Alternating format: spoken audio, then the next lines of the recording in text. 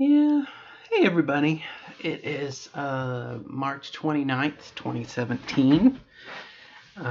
It's my day 321, and I don't have any great big burning issues today. I feel like I had such a emotional response almost a week ago when I went up to visit the surgeon that I kind of want to establish a baseline that, I am mentally stable, I am productive.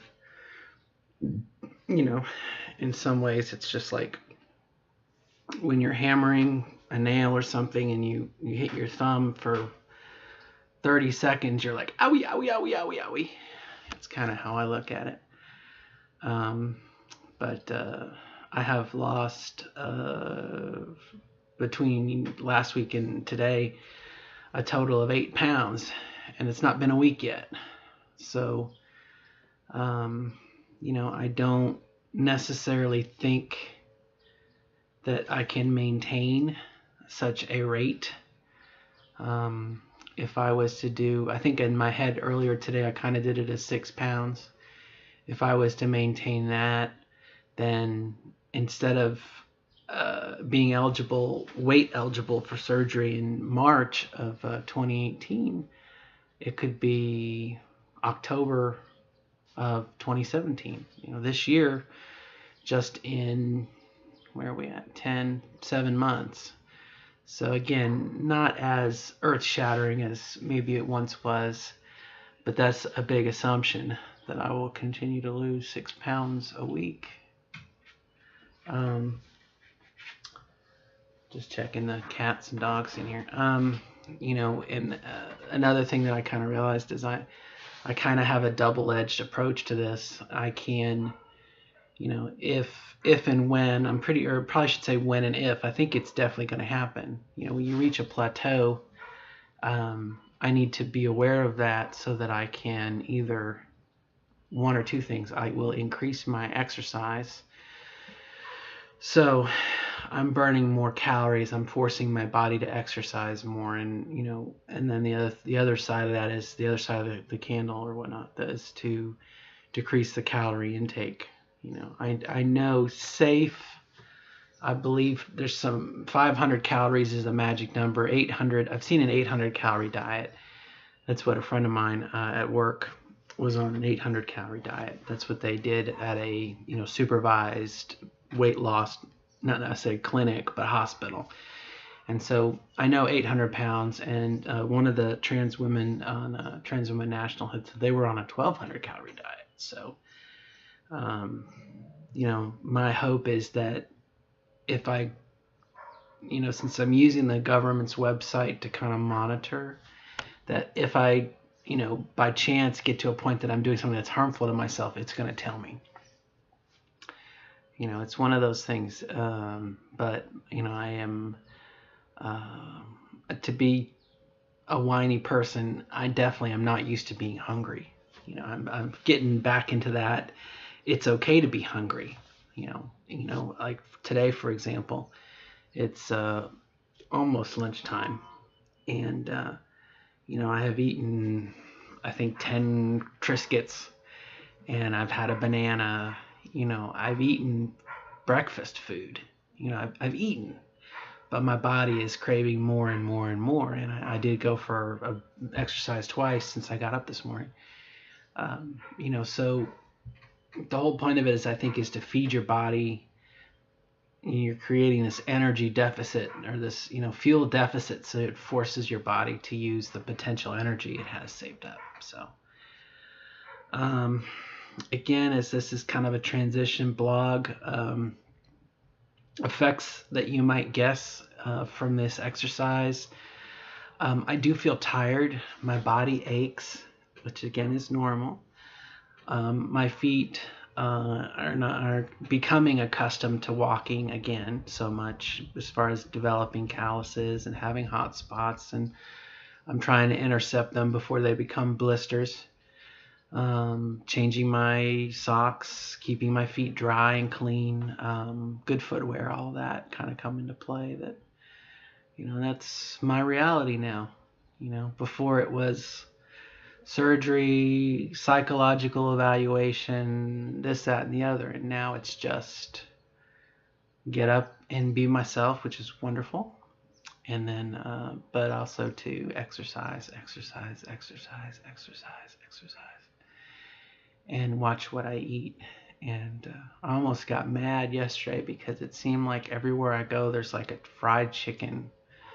The KFC near us remodeled itself into their new look, and it's kind of the white and red checkered or striped pattern. And so like when I was walking yesterday, I kept on seeing, KFC napkins and a KFC box that had been scrunched up and thrown away and left in the street, and KFC, and I'm a sucker for chicken. I love fried chicken.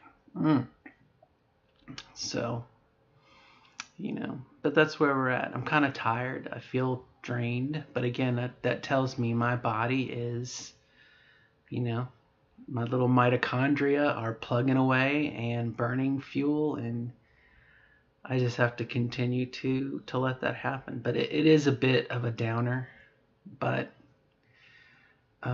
emotionally it's draining. But then on the positive side, I know that things are working, and obviously on the scale, I'm losing weight.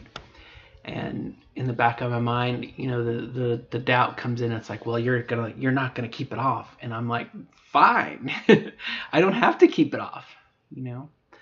All I have to do is get to 220 pounds and call the surgeon's office and say I'm at 220 pounds, and maintain that 220 pounds until I have surgery, and then right back to whatever the hell I want to do. One could hope that if there was a problem and I learned some new skills, I would remain healthy and be 220 or less, but it's no way to live. This is no way to live. If I could complain, I don't mind eating healthily, but this is no way. Starving your body is no way to live. And I guess that's part 2, the maintenance phase. Once you reach your ideal weight, then you add stuff in and you kind of find, your balance point, but it's no way to live. So, especially when you feel somewhat like I do, I feel somewhat under duress. I'm just doing this to have surgery. I'm not doing it for me. I'm not doing it to better myself. I'm just doing it to have surgery. So, today is 3/29, and I saw on Facebook where this is the National Day of Remembrance, or the International Transgender Day of Remembrance, or transgender something. And I've seen a number of posts that says, I'm visible, transgender and visible. And I was trying to figure out what that really meant. What does it mean to be visible? There was a person less than 100 years ago who wanted Jews to be visible in Germany and made them wear these yellow stars and, numbered them, put them in concentration camps. I'm not too sure what visible means, and it's probably not a negative thing. It's probably a positive thing. Like, I'm in the community, but it made me wonder. I saw, someone had posted about, I choose to be visible, and I mean nothing against my sisters who are invisible, and I'm trying to think, for myself, I think anyone who sees me knows I'm transgender. I don't have to be, I don't think I'm stealth enough. I don't think I pass, all those cross-dressing terms. I just try to be myself. And is that being visible? Maybe. I don't know. But, I don't wear it as a flag or a, what I mean? And maybe I could see some positive to that, if to show support, or, someone who is not out yet and they were looking for some support network.